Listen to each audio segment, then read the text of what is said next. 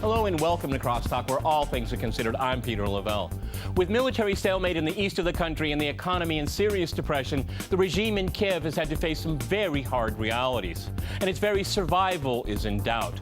Losing both on the battlefield and the economic front, the Kiev regime is turning in on itself.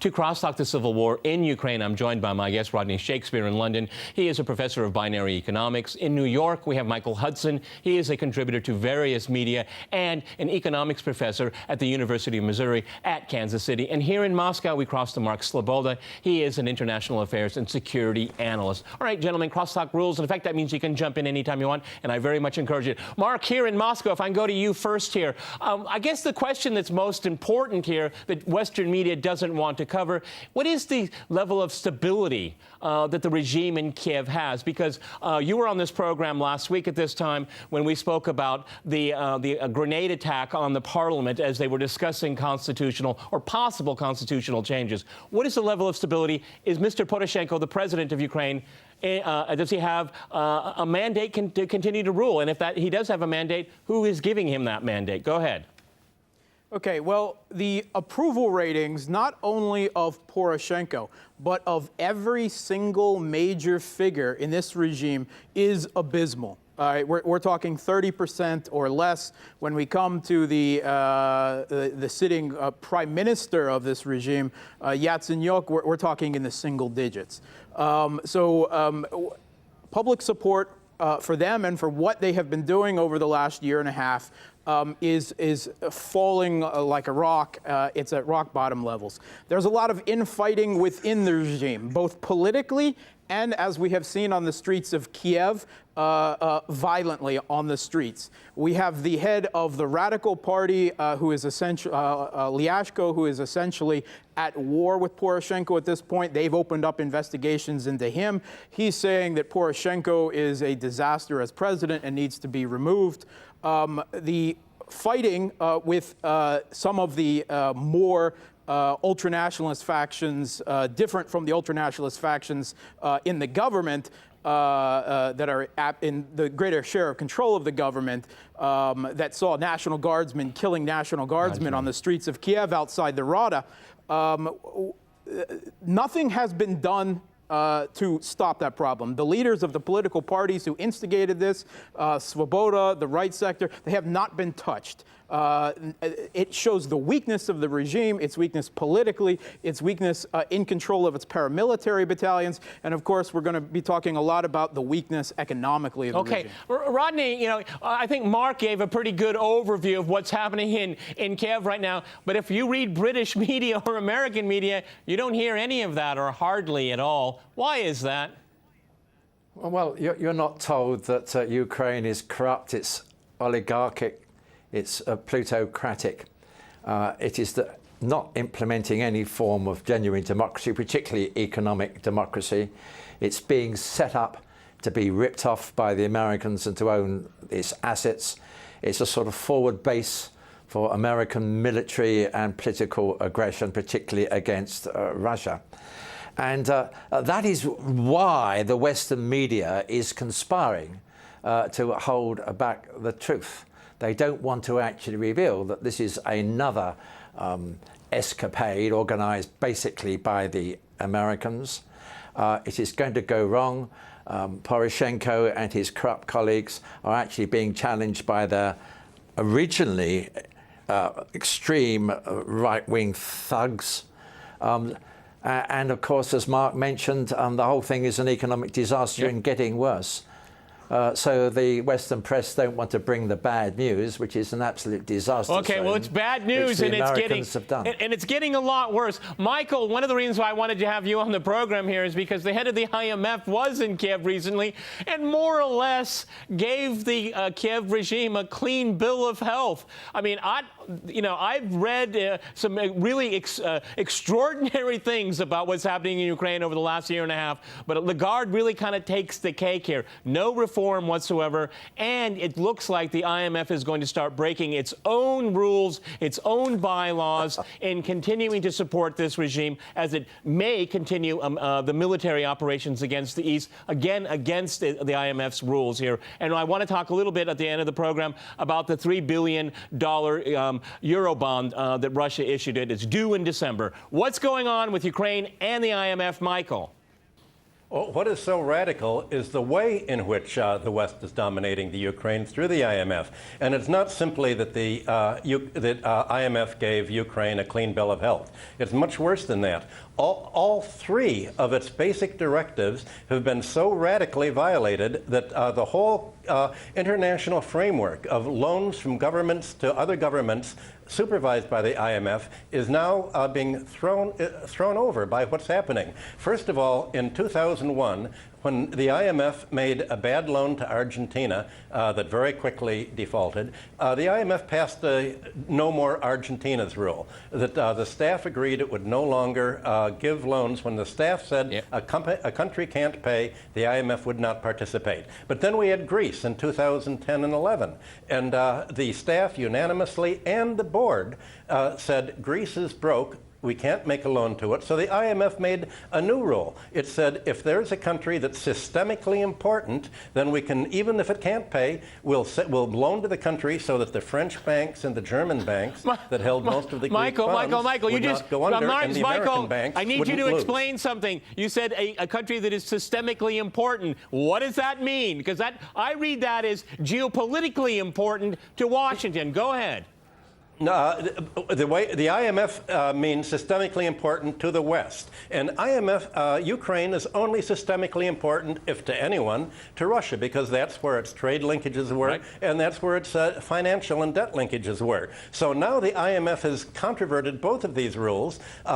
In the Greek case, the IMF staff resigned, and they went public, and they exposed that the head of the IMF at that time, Dominique Strauss-Kahn, overruled the board and made a junk loan. Well, right now, Lagarde tried to make a new loan to Greece. The whole staff leaked a report saying Greece couldn't pay. Now Lagarde does the same thing to Ukraine. It's a country that cannot pay, and it is not systemically important to the West, and the IMF is not supposed to make loans for war. And Lagarde said in the last IMF loan, you know, this is for peace, I hope they don't go to war. Immediately the next day, President Poroshenko said, now we can afford to go to war.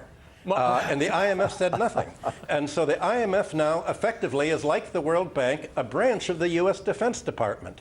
Just like the World Bank head is drawn from the Defense Department, McNamara, John J. McCloy, the first head and later heads. So the IMF effectively has its office in the Defense Department and the Department of State, and the loan is made for for economic purposes. The purpose is to make a loan knowing that Ukraine can't pay. Okay, let me go to Mark. Let me go to Mark here. It will be made to pay by privatizing its public domain. Okay, we'll get to that privatization there. That's very well known with the IMF here. Mark, if I can go to you. The last couple of times you've been on this program, you've said that the IMF and other institutions dominated by the West will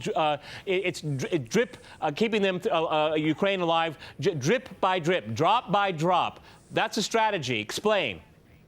Yeah, there's no systemic plan that will allow the Ukrainian economy to recover, right? And the IMF has utterly failed on this, not only within their own rules of lending, but with presenting a plan that the Ukrainian government has passed legislatively. They've continually bucked against this, as they've bucked against implementing the economic policies of the EU association agreement that they signed last year, because they know very well that the neoliberal shock therapy impact of this, while it may help Ukraine macroeconomically, would cause such social unrest in an already impoverished nation that their regime would be at risk.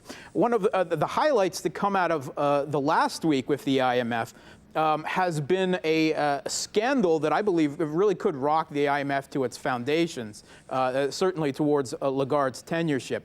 $1.8 billion that has been transferred from the IMF into the National Bank of Ukraine, and there to be disbursed to large Ukrainian banks, including private banks, has disappeared. And this money has gone to two private banks, the two largest private banks in Ukraine. Privat Bank, owned by the oligarch Igor Kolomoisky, quite infamous, who was until recently the governor of Dnipropetrovsk, appointed by the regime, and Pinchuk, Vladimir Pinchuk, who owns Credit Dnipro. Now, this money went into these banks, and then they transferred it to offshore accounts, and from there it just disappeared. And their own banks are now trying to figure out where this money has gone. The assumption of the economists, the financial specialists have looked at this, is that the IMF, with a wink and a nod of the people overseeing the program, basically warned Kolomoisky that they were going to make a move, but to reach into his pockets and pull out as much as he can and get out while the getting was good. So 1.8 billion at least is missing, and the IMF is completely avoiding any questions. Let me go to Rodney. Let me go to Rodney before we go to the break. Rodney, are you surprised by that at all? I mean, it just poofed down into a black hole. But because it's geopolitically important to certain people in Washington, they don't care. It's somebody else's money. Yeah, yes, it's that, but it's also finance capitalism, which approves of these sort of shenanigans generally and has no concern at all with the interests of the mass of the people. So it's corruption and fun and games, but also behind it is a complete lack of moral sense and of true economic sense. That's really what lies behind it. Corruption on a large scale. Michael, 20 seconds before we go to the break. Go ahead. What was Kolomoisky using this money for Ukraine? He was using it to fund his own army, independently of the Ukrainian army. The money was, they let it go to Kolomoisky to fund an army to fight against the East. Okay, the battalions. Okay, gentlemen, this is a good point for me to jump in. We're going to go to a short break, and after that short break, we'll continue our discussion on Ukraine. Stay with RT.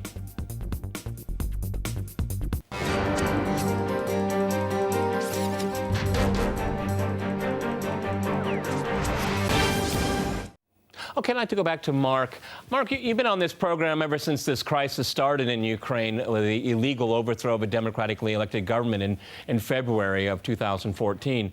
And the issue that I've focused in on a lot, and we've had you on so many times, is the legitimacy issue of the regime in Kiev. It came to power illegally. Unfortunately, the EU did not immediately sanction that regime, as it should have, immediately for its illegal coming to power. Of course, we know we have ample evidence that the U.S. was backing this coup here. And the whole issue of legitimacy haunts this regime, because usually get legitimacy through rule of law. They haven't done that. Through, prosperity, growing the economy, creating a safe environment. This regime has failed on every single count. Now, you gave me the numbers in the beginning of the program here. When is the European Union going to start losing its hope that anything possible, any good is going to come out of this situation in Kiev? Like I said in the beginning of the program, it's dropping out of the news because there's nothing good to say about what's happening there. Go ahead, Mark.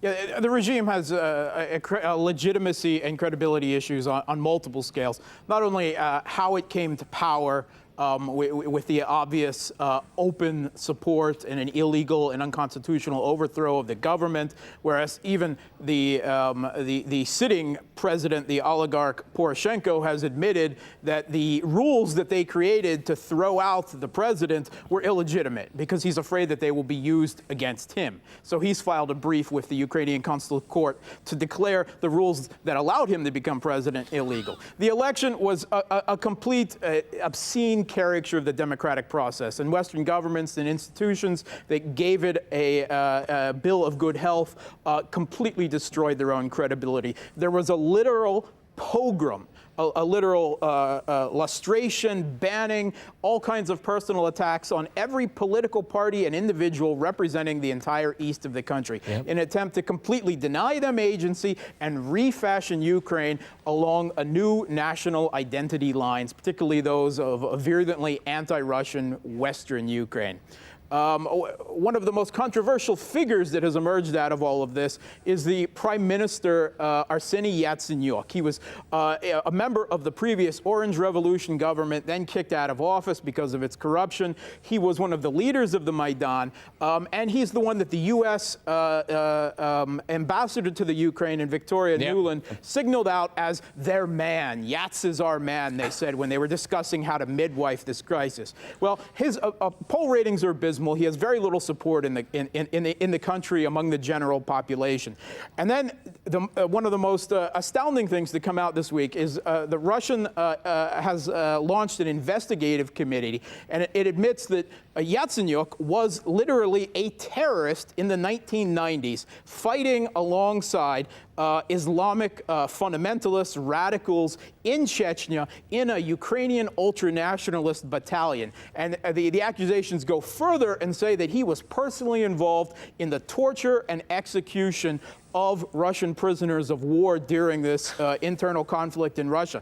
Now, this is a really astounding because it shows that the constant U.S. and Western support of Yatsenyuk is based on this virulently, violently anti-Russian mentality that he has representing both the Maidan and now this new regime. You know, Rodney, if I can go to you here, I think it's very interesting because we have a pattern. We can go all the way back to the breakup of Yugoslavia and the destruction of Serbia, where the West anoints these radicals and throws them into the mix here, and they just kind of hope that, you know, they cross their fingers, hope they can control these people, and in some cases they can get rid of them after the fact here. But in the case that we see right now in Syria and in Ukraine, it's these not just bad apples. This is a whole orchard of bad apples out there. And the story that we just heard from Mark that is breaking here in Russia will not be reported in Western media. I have no worries about that. Go ahead, Rodney.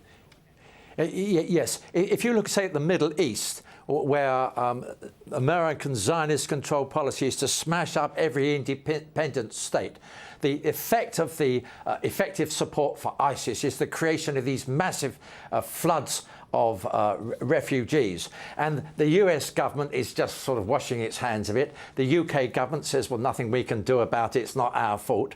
And everybody else in Europe is preparing to accept the refugees, but failing to address the issue, which is that it is the Western policy in Iraq, Syria, Libya, which is creating the problem. And it's exactly the same with Ukraine. There is a massive intervention. You've got something like is it about 1 million refugees this time going into Russia. Going to the aggressor, quote unquote. Yes, amazing. Yeah, quote unquote, exactly. And the aggression is the Western aggression. And the West has created this situation and making it worse. And that, Peter, is the answer to your question. That's why the the Western media are not going to discuss this. Basically, it's their fault. And it's the same with the Middle East refugees. It's the Western fault. So we're not going to discuss it, are we? Well, all I have to do is name this program. It's Putin's fault, and I'll get 1 million clicks on YouTube. Michael, if I can go to you here. You have a new book out, Killing the Host here. And I think it really kind of talks about a lot of the things that we've actually talked about on this program. Tell us about the book. Well, it's basically how the Western banks have imposed austerity on Greece, Latvia, Ireland, and how the whole idea of finance is a new form of war. You don't have to invade Ukraine to take over its land and its industry. Finance is much less expensive as war, but the aim of finance is exactly the same as war used to be. American investors want Ukraine's land. They want the factories. They want the raw materials, and they want the gas rights. But they don't have to invade to get this. They can use debt leverage by the IMF in order to use debt as the new weapon to appropriate foreign countries that it used to be generals, now it's accountants.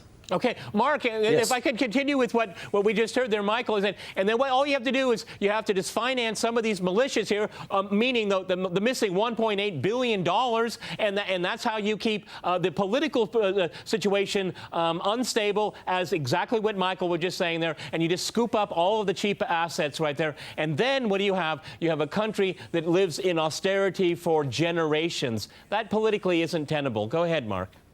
Yeah, this is exactly, actually, Naomi Klein highlighted this very well in her book, Disaster Capitalism, discussing this shock therapy technique where a artificial crisis is created in a country through various means or abused in order to basically neoliberalize the country, privatize off of its assets. When we're having or planning large privatizations of the very large Ukrainian state assets into private hands, which polls show us the Ukrainian people are actually vehemently against all across the board, that these auctions will actually be held and Ukrainians and Russians will be excluded from them, and that only Western governments will be allowed to bid in these rigged auctions to reap the Ukrainian government's wealth. And you mentioned you mentioned the how they're using these battalions, right? And Rodney earlier mentioned ISIS. This brings up a very important point that came out just last week. The virulently anti-Russian government Western reporter Anna Nemtsova, writing in the Daily Beast, she also writes in the Foreign Policy, uncovered that there is literally a battalion, the Sheikh al-Mansour battalion, fighting a paramilitary battalion, fighting for the Ukrainian government in Mariupol, in East Ukraine, that is composed, that has a large number of ex-ISIS veterans, that is Islamic jihadists who fought with ISIS in Syria and Iraq, most of them of Caucasian descent that have now come to Ukraine. They are fighting alongside the neo-Nazi right sector, one of those groups funded by the oligarch Kolomoisky with this 1.8 billion. And we saw pictures this week of literally in Ukraine, I kid you not, a neo-Nazi and an ISIS battalion commander sitting down and having a picnic with toy American military vehicles that right sector was granted, models of them on the table, smiling for the cameras. Obama has literally made what Americans love to talk about, Islamofascism, a reality in the Ukraine. Okay, Rodney, and you know what? Go ahead, Rodney. You've been very patient. Go ahead. Very quick. The American corporations are already extensively in Ukraine. Cargill's been there for 20 years. It's in agriculture and it's got shares in a port. Monsanto's there in agriculture. Chevron is there in oil. So they're actually in a position, and as Michael is indicating, to set the thing up and then to get those assets for cents on the dollar. Okay. Okay, Michael, as an economist, how long can Kiev, this regime, continue with its economic model here? Because, as I said, earlier in the program, we have the Eurobond coming up in December here. I mean, it looks like the IMF is going to somehow fudge it here. The Russians say this is debt that's not private debt. It's official debt owed to the Russian state. It came from official state institutions. It was when the loan was made. Where is this going to go, and what are the implications? Go ahead.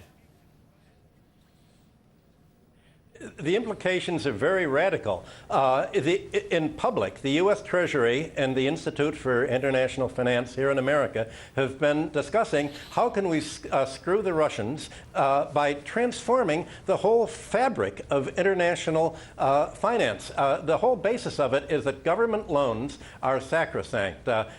Private debts and bondholders can be scaled down, but not loans to government. This is the first time that Ukraine backed by the IMF, there's been obviously a discussion within the IMF. Can we default on a loan that the Russian government agency, official fund, has lent? If the IMF lets Ukraine default, this means that Saudi Arabia's investment in foreign companies, China's investment, this means that there is no more security for governments and that only the U.S. side of the Cold War will be promoted. This will create a flurry of pressure into the BRICS countries and the China, Russia. Okay, Michael, on that point, gentlemen, fascinating discussion, but we're run out of time. Many thanks to my guests in London, New York, and here in Moscow. And thanks to our viewers for watching us here at RT. See you next time. And remember, crosstalk rules.